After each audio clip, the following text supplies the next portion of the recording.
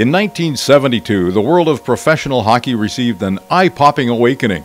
The monopoly of the NHL was shaken by Dennis Murphy and Gary Davidson, who'd already launched the ABA, a rival to the NBA. Their brainchild, the World Hockey Association, dismissed by most, was suddenly becoming reality. Big names were leaving the NHL and playing in a rival professional league. Players like Jerry Cheevers, Al Smith, Ron Ward, Danny Lawson, Wayne Carlton, Tom Webster, Teddy Green, Johnny McKenzie, and the Golden Jet Bobby Hull. With all the talk of a new league being dismissed by skeptics in the NHL, a bombshell changed the narrative. A group led by Ben Hatskin, Wild Bill Hunter, Gary Davidson, and Howard Baldwin decided, for the betterment of the league, to pool finances and make an outlandish offer to a player who could provide instant credibility. I was the first $1 million athlete of any kind.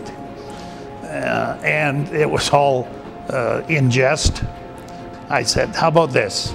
I said, how about if they gave me a bonus of $1 million, then they'd have themselves a hockey player.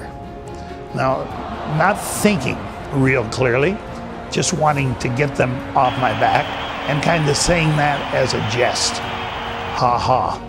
Give me $1 million and you've got yourself a hockey player.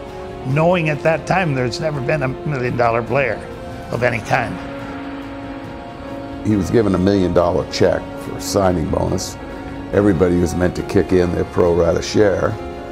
And when it came time to ante up, only 4 franchises did. Winnipeg and us, we came up with it. 4 people came up with 250 grand. I don't remember who the other 2 were, but it was huge for the league. We are of the belief that you need a star. You need some stars. And then Bobby, in turn, we were right, because Bobby went and got 61 National Hockey League players to join us. When Hull signed with Winnipeg, it had an immediate domino effect on others in the NHL.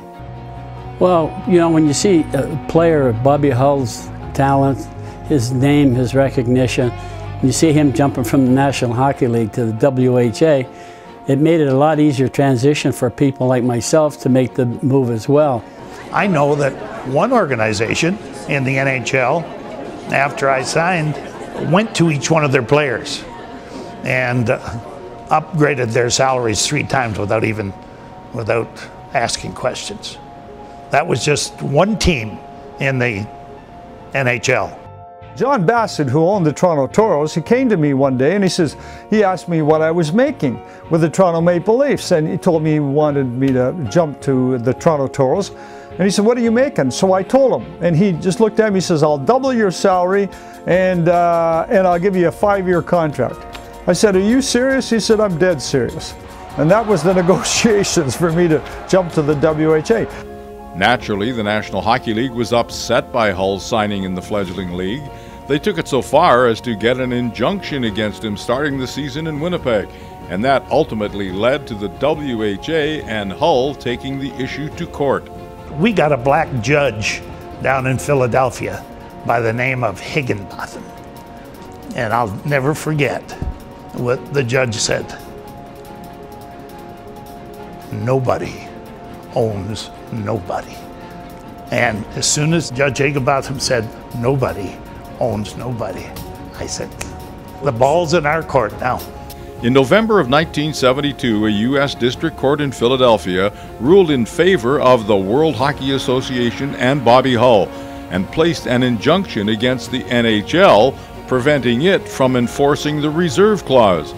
All players affected, including Hull, could now suit up with their WHA teams. With Hull finally cleared to put on a Jets jersey, fans were left to see if he still had that magic Golden Jet ability. Didn't take long to find out. I played with Christian Bordelot, whom I took with me from Chicago, and Normie Bowden, who was a pretty darn good hockey player, we found out, when he got playing with some people that understood the game. All of you had over 100 points that first year. I believe so. I know I scored 50 at least. Yeah. Bowden was the first time he'd ever had 100 points, never had it since. Normie was just outright a whirling dervish out there. He back-checked, he forechecked, and Christian Bordelot just skated miles and miles every night. I think they called us the luxury line. I think that was the name, And, yeah. and for a while there were 3 shooting them in and 4 fishing them out. It was a great line. What a season. Bowden led the WHA in points with 131, and the line, originally called the Luxury Line, became known as the Century Line, as each player topped the 100-point plateau. The Jets lost in the Avco Cup final that first season, but their fortunes turned in the fall of '74 when they signed a quartet of Swedes, including Anders Hedberg, Ulf Nielsen, and Lars-Erik Schuberg. The coach of the college team invited them out to practice, and the first time Hull met the Swedes on the ice, it was magic. And I just wheeled, and when I turned,